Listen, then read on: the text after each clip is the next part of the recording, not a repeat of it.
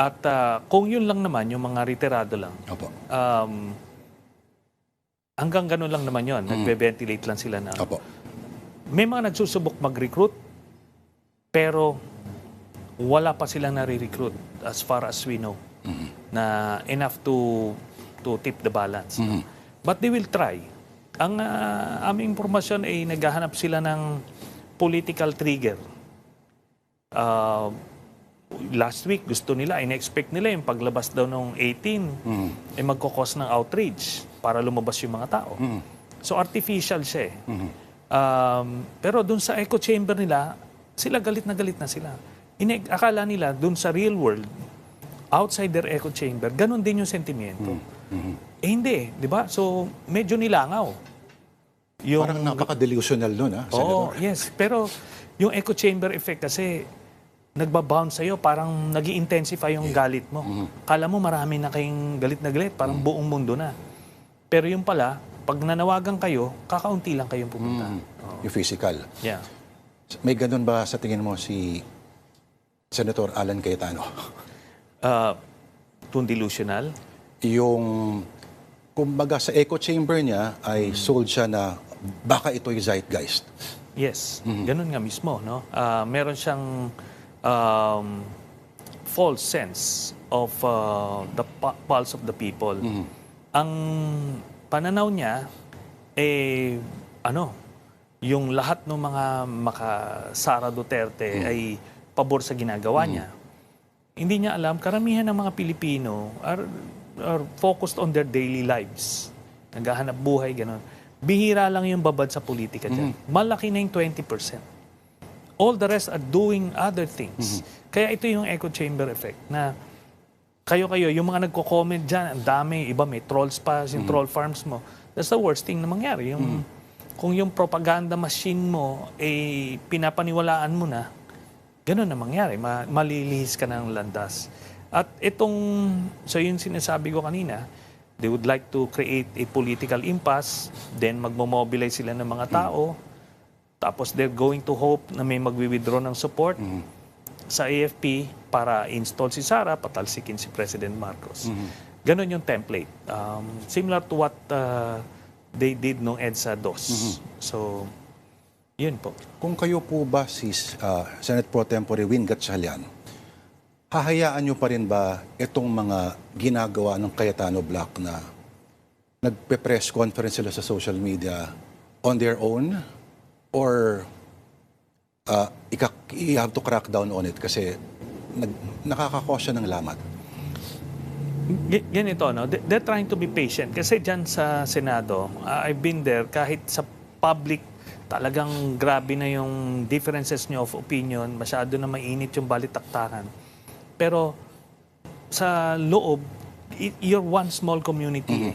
Hindi mo mailiwasan yung personal relationships. So as much as possible, ay nila magsunugan ng tulay. Pero yung ginagawa ni Alan, he's destroying the institution already.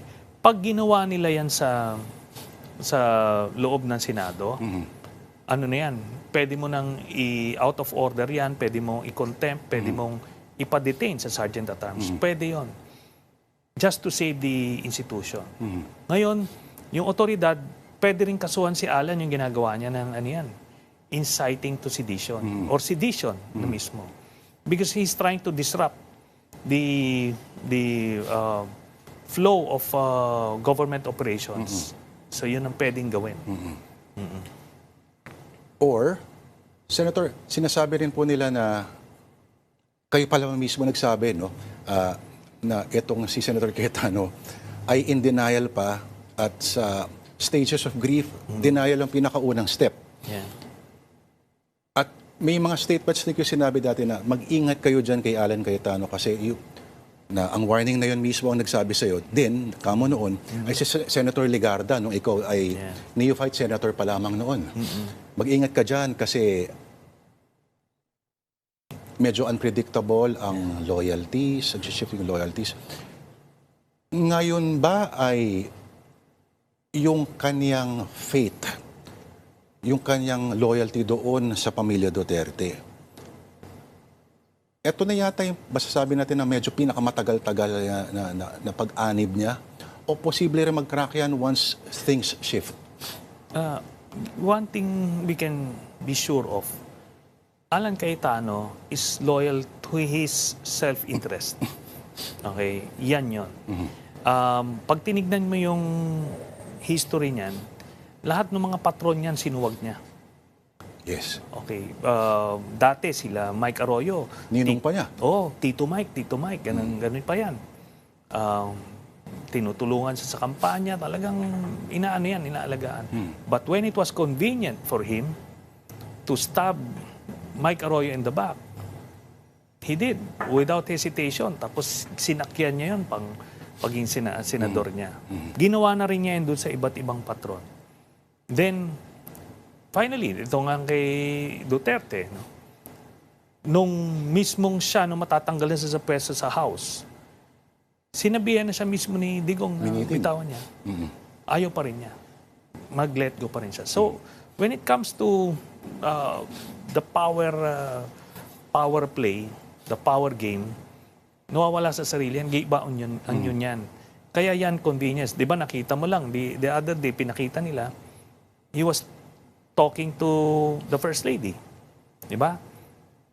I can imagine yung conversation na yan. At yung may mga feelers siya na sa Malacanang na kahit tanggapin lang daw siya, basta kahit mag-convict siya sa impeachment, kumbaga pinapangako niya lahat para lang manatili, payagan siya manatili sa pwesto. So, yung stages of grief, di ba? Una, denial siya. Denial.